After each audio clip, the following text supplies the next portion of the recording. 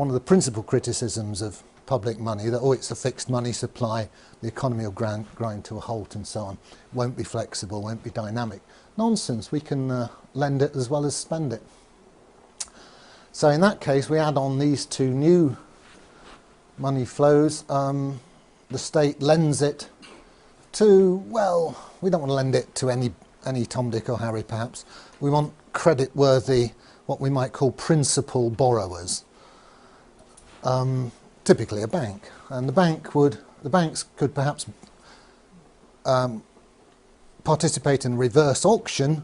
The state could say, well, here's 100 billion new money, we're going to lend it to the best bids. Okay, you guys submit your IOUs and we'll choose the best one. So it's a nice free market way of doing it. It has a side effect that wholesale interest rates are set by the market and so on. So don't get fazed by people saying that our money supply is fixed and inflexible. There's other ways of doing it. Obviously the state can lend zero interest to public infrastructure projects as well. I'm just highlighting this because it's something I've been discussing with Bill Still, who's on the libertarian ticket, and he wants some free market answers to meet his critics. Right, here's a basic operation. It's how the banks make their profit, among other ways. It's the main way they do it. So banks have this neat way of adding numbers to your loan. You know, you take out a £100,000 mortgage and you look at it in a few months' time, and if you've not been meeting all your payments, it's suddenly 101,000. Conversely, all the people who are making deposits with the bank, they get some interest added to their accounts. Not much these days, and the difference between what's added to loans, what adds to the bank's assets, and what's added to the customers' deposits, which increases the bank's liabilities, that's called the spread, and gives the bank a lot of its gross profit. It also, of course, charges fees and all sorts of other little niggly ways of getting money out of you. But basically the interest rate spread is their business model. The bank, as we've seen, have operating costs, same as everybody else, leaving a net profit.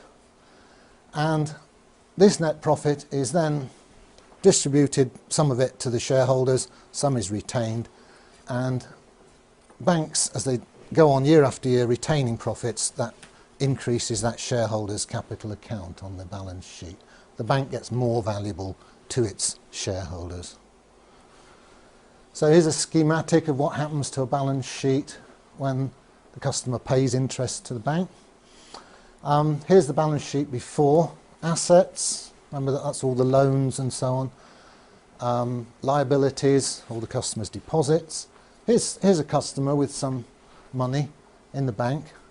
Unfortunately, the bank now is demanding that money from him as interest, and he pays it. What happens to the balance sheet? Well, the assets stay the same, all the loans.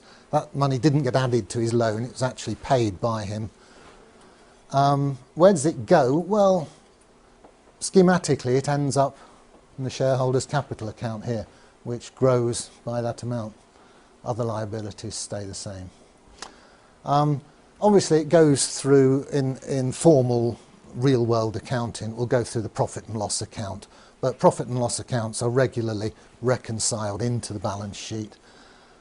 So we can say schematically that this charge on the customer, the interest, is ending up to a first approximation as shareholders' capital.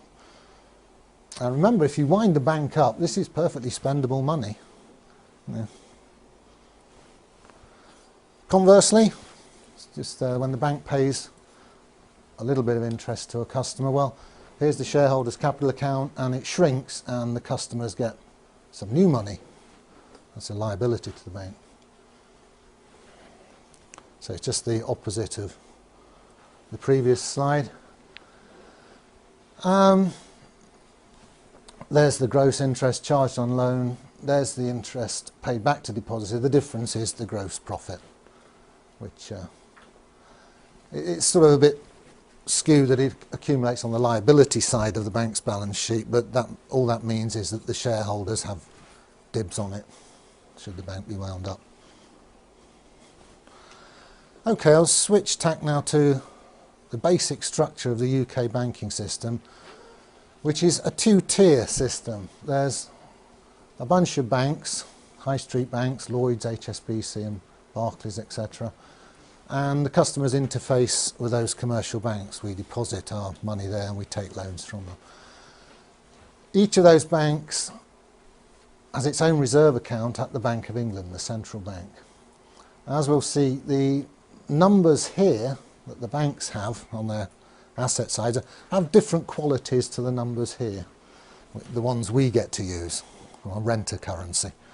We can't get our hands on the stuff there, unfortunately, although we own it, the bank. So here's a schematic of the two-tier money system. Here's us out here in the economy using what are called broad money numbers. Those ones that have been lent into existence, they're just called broad money. There's a lot more of them than what's called the base money, which circulates between the banks. Goes from one reserve account to another within the computers at the Bank of England. So, interesting points. The causality goes that way. We do all our business, run our economy, and then at the end of each day, behind the scenes, the banks do interbank settlement using these base money numbers. And very interestingly, there's no crossover between, there's no direct crossover between the circulation of these base money numbers between the banks themselves and the circulation of the broad money numbers which you and I get to use. That curtain puts a barrier between them. There are ways, there are conduits between the two. Technically, you can buy and sell gilts here, and you can buy and sell gilts here, and the banks can order physical cash here, and we can get hold of physical cash. But as regards the electronic money, that's more or less all of our medium of exchange, these two circulations are disjoint; they don't cross over. Mike Black is going to explain this more fully this afternoon. Or later this morning, later anyway. So, here's the overall picture. There's the money numbers that we use. They come in and out of circulation as loans are taken out and repaid. Ambiguity, are they money or credit? Well, you can always have a good argument about that. To all intents and purposes, they're money. And they circulate with great complexity as we do our business, and then basically at the end of each business day, the huge number of money transfers of this sort of broad money is settled by net transfers of this sort of base money. As I said, there's far fewer of these base money numbers. They're internal to the banking system. And crucially, they're issued debt-free by the Bank of England. It's been doing quite a lot of that lately with quantitative easing. The more money numbers you have in this part of the system, the more easily the banks can settle their differences at the end of each day. Because they don't always actually transfer the numbers to each other. Sometimes they have to lend them to each other.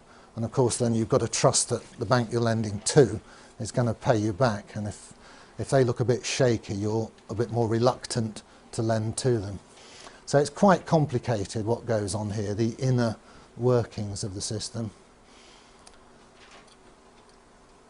I like to think of it like this. Because of the disconnect between the two circulations, we're almost moving to a system where we the people, the users, get to use these funny money numbers, and the guys running the system are settling up between themselves at the end of each business day using these other numbers. And there's getting to be such a disconnect between them, they might as well be using Smarties to settle up, because their game is to make a very good living by making the rest of us use their funny money numbers. And we gradually, since the Second World War, we've moved incrementally into this, what's now a scam. I think I'll leave it there then and take questions.